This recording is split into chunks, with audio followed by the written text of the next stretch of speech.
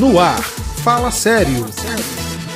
Oi, gente, você deve estar estranhando uma voz masculina aqui no entrevista, porque sempre é a Renata, não é? A mediana, mas hoje ela está aqui de folga. Mentira, está aqui na produção trabalhando, entendeu? Para nós produzirmos cada vez mais um conteúdo de qualidade para vocês. E eu vim então aqui ocupar temporariamente o lugar dela no Alvoroço. Opa, não, Alvoroço não, Assista Alvoroço. No Fala Sério Entrevista sobre a revista Tudo a Ver com Jesus. E hoje temos aqui a nossa convidada, né, que já é uma veterana dos podcasts Fala Sério, a Clarinha. Oi, gente. Não é? A Clarinha que trabalha no Welcome aqui do Interligados. Inclusive eu aqui, esse que vos fala, sou o líder. Então venha para o Welcome Interligados se você não tem galera. E é isso. Clarinha, a revista hoje fala sobre Duro na Queda. Assim, quando eu penso no Duro na Queda, quando eu vi esse texto, eu falei, poxa, tem a ver, sei lá, com o Bruce Willis, Duro de Matar. Foi o que veio primeiro na minha mente. Não tem tanto a ver assim, mas a gente pode fazer um paralelo. Porque no filme do Bruce Willis, acho que tem uns 4 Duro de Matar, 5 Duro de Matar. Ele tá correndo pra um lado pro outro, com tiro, bomba, pá. E nada pega aquele homem. Ele pula, sabe, de um prédio de 2 metros de altura e cai. Não, 2 metros não, de um prédio de 10 metros de altura e cai como se nada tivesse acontecido. Né? Também, o Tom Cruise também no Missão Impossível. Então, assim, sempre algo extraordinário. Pá, bum, explosão, e tiro, e morte, bala, e tudo explode, menos ele. Tudo cai ao redor, menos ele. E os carros batem, assim, de uma velocidade que... Mas continua a suspensão tudo bonitinho, porque ele é duro de matar. O cristão também é duro de matar. Porque eu penso, o que o diabo deve querer de matar a gente, deve querer de raiva da gente, sabe? Como eu posso fazer para ser um crente duro na queda, duro de matar? Então, primeiro, a Bíblia fala sobre essa, entre aspas, função do diabo, que ele veio para matar, roubar e destruir. Então, esse filme é uma ótima representação do que a gente vive no mundo. Obrigado, Bruce Willis. Você tá lá tranquilamente. A diferença é que ele sabia. A gente também sabe que é no caçado. Final. Não, mas ele sabia do final. Verdade. E aí, só que a gente tá lá vivendo a nossa vida e sempre vem alguma coisa, sempre vem alguma seta do inimigo. E nós podemos sim ser cristãos duros na queda.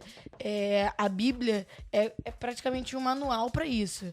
É como você se torna um cristão assim. E tem muitas maneiras, na verdade são passos e principalmente uma vida de oração.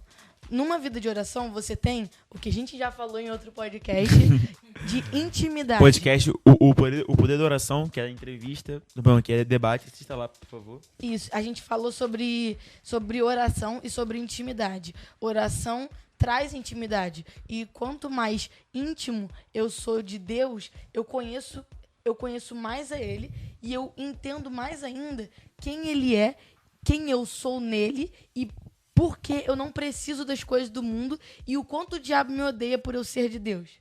Então a gente se arma. Também a gente vê Efésios 6 falando sobre a armadura do cristão, falando que a nossa luta não é contra a carne, nem contra o sangue, mas contra principados e potestades. Enfim, a Bíblia está repleta de passos para que você seja um cristão duro na queda, e a oração é a principal delas. Porque sem uma vida de intimidade com Deus, sem uma vida de intimidade com o Criador, você não entende, você não conhece. Então, Clarinha, você está falando sobre vida de oração e, né, sobre algo, pelo que parece que você está falando, sobre algo constante. Então, tem uma relação entre eu ser um Bruce Willis espiritual e eu permanecer. Porque hoje em dia a gente vive numa geração muito inconstante, né? E todo mundo acaba sendo alguma coisa inconstante. Porque, agora falando um pouco aqui sobre sociologia, sobre, né, psicologia social, a gente vê 1 milhão de informação a todo tempo. Né? Até o psiquiatra Augusto Cury, ele fala que, tipo assim, as relações hoje em dia de ensino e de aprendizado nas escolas diminuíram, sabe? Tipo, hoje em dia existem mil pedagogias e 1000 coisas para aprender a mente do aluno ali na aula, porque hoje em dia, com a internet, com a rede social, com a cultura de mídia, de filmes, de séries, a gente tem 1 milhão de informações jogadas no nosso tempo na nossa cara o tempo todo. Então difícil você se concentrar em alguma coisa porque tem 1 milhão de coisas aparecendo na tela do seu celular. Como é que você vai se concentrar em uma se tem 1 milhão de informações? Se você tá no Instagram e aparece mensagem do WhatsApp, e aparece mensagem do Facebook, do Twitter, e aparece notificação do jogo e do app da Bíblia e de um monte de coisa, sabe? Então hoje em dia a gente tem uma certa dificuldade em concentração e constância devido às demandas do mundo moderno. Olha que palavra bonita.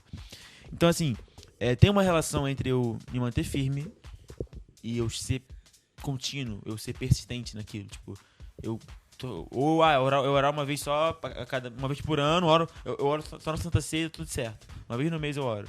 Então, claro que tem. Uma vida de intimidade é baseada nessa conversa contínua, nesse convívio contínuo. Se você tem um amigo e aí vocês se falam e aí de repente ele muda de estado, então vocês vão para escolas diferentes e vocês passam 6 meses sem se falar, quando você volta a falar com esse amigo, tudo mudou.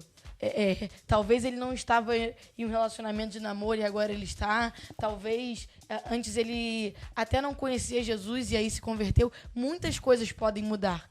Então, da mesma maneira que a gente tem a necessidade de estar sempre conversando com os nossos amigos, estar sempre atualizado das coisas, se você ficar longe de uma pessoa, você não vai saber mais o que ela está pensando exatamente também. Exatamente o que ela está pensando. Então, é necessária essa constância. A nossa geração é uma geração muito também imediatista. Sim, então, fast food, eu né? faço isso. A internet, principalmente, eu clico no botão e eu já vou exatamente para uma outra página. Eu faço isso, as coisas são muito rápidas. E a vida cristã não é que ela seja devagar, mas é algo que você tem que construir ao longo do tempo. É algo que eu construo. Então, eu converso com Deus, eu vou conhecendo Deus a pouco, eu vou lendo a Bíblia, orando, entendendo as coisas do meio cristão. É algo contínuo e que demora. Intimidade com Deus, até você tirar um momento do seu dia para buscar a Deus, para orar, para adorar, é algo que a nossa dificuldade tem a nossa geração tem uma certa dificuldade por conta do imediatismo, mas isso é essencial para uma vida de intimidade para nos tornarmos mais fortes. Você falou agora sobre imediatismo, eu lembrei que esse dia eu tava voltando a jogar um jogo de computador muito antigo, o jogo deve ter, sei lá, uns 10 anos, mas é muito bom e nem parece ter 10 anos. Só que a tecnologia há 10 anos era uma coisa, hoje em dia é outra. E assim, demora muito pra abrir. Tipo, demora, sei lá, eu clico pra abrir, eu vou, faço um sanduíche, quando eu volto, abriu, entendeu? Sabe? Tipo, é nesse nível, sei lá, uns 2, 3 minutos pra abrir. E naquela época, a gente jogava, você que jogava, sei lá, PlayStation 2 ou qualquer outra coisa, a gente tava acostumado com isso.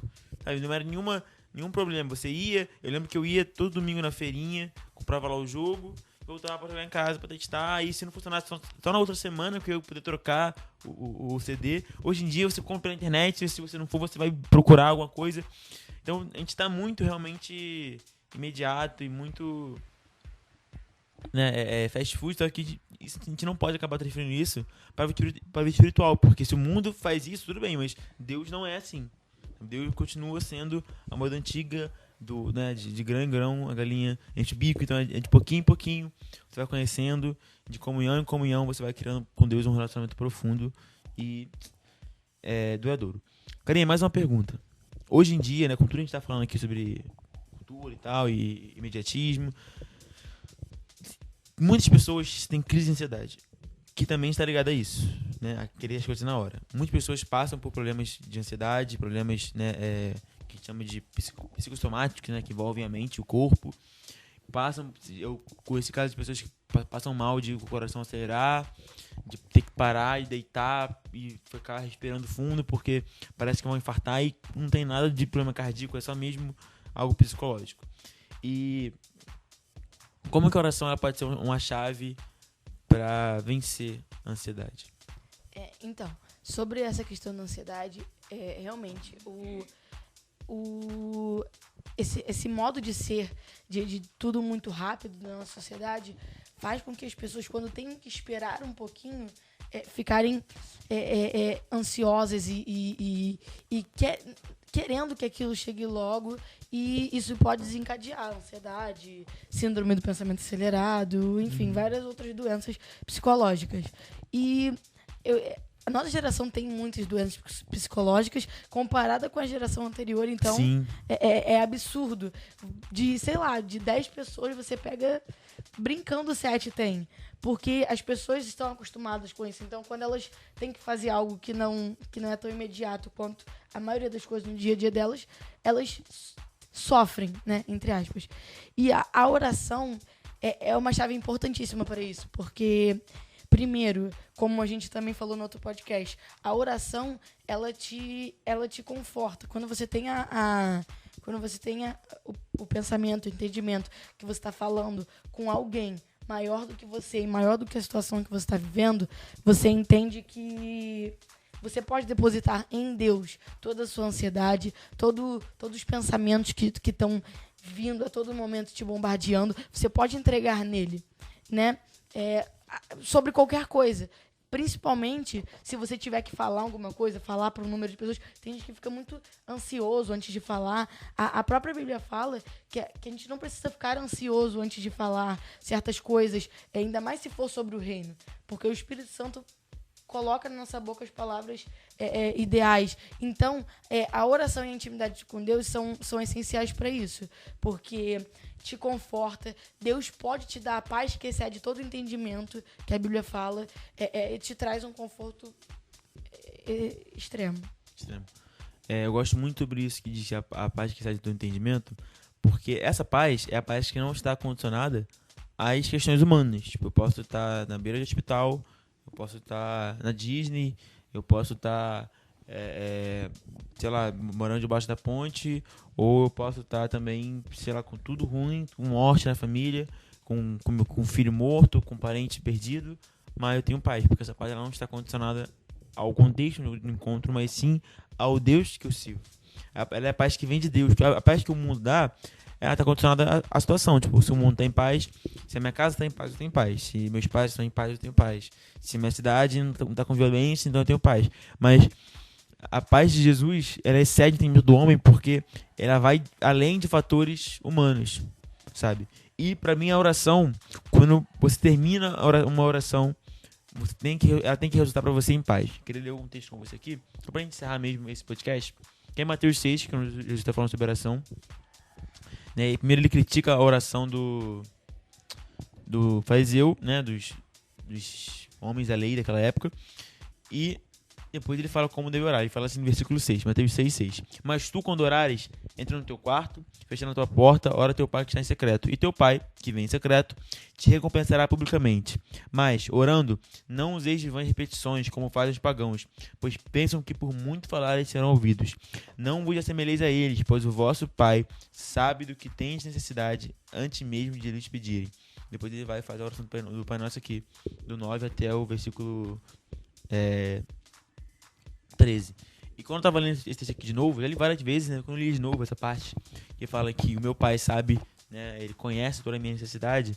Antes de eu pedir, Deus me deu uma frase que veio assim, tipo, oração não é sobre quantidade de tempo, mas sobre o entendimento que tudo está nas mãos de Deus.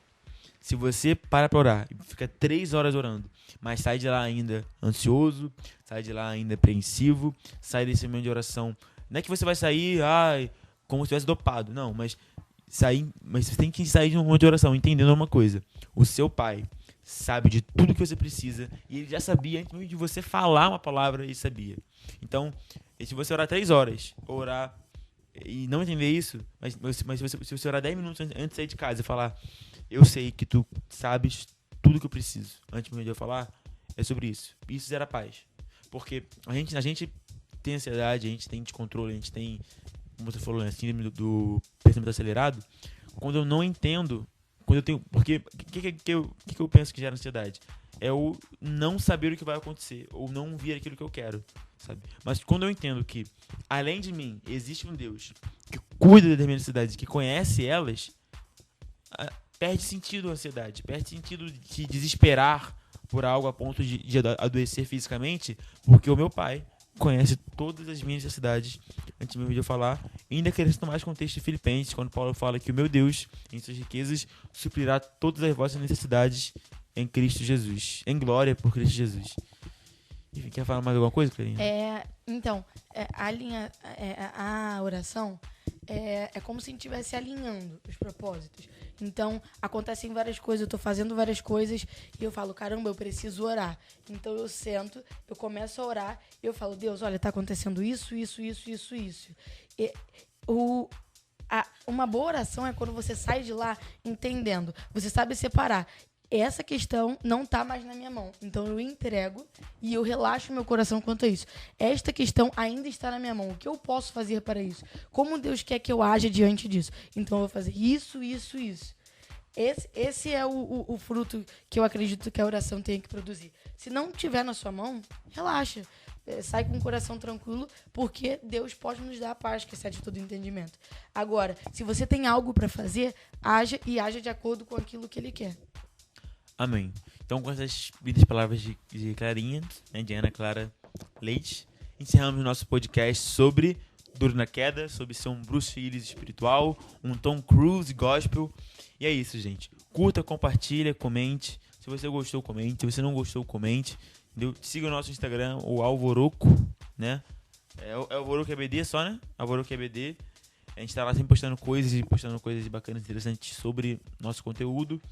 Ative também o sininho do Instagram aí do YouTube, né? Que é essa parte de notificação pra você sempre saber quando tá saindo vídeo nosso, né? E podcast nosso. Lembrei, Renata. A gente também tem os podcasts no Spotify, né? Mas no caso não é EBD. No caso não é igual o canal do YouTube. O nosso Spotify é ADVEC, né? Assembleia de Deus Vitória em Cristo. Coloca lá que você vai achar, tá bom? Deus te abençoe e que você possa ter paz no Senhor. Amém? Amém. Você ouviu Fala Sério, um programa da Escola Bíblica Dominical da Assembleia de Deus Vitória em Cristo.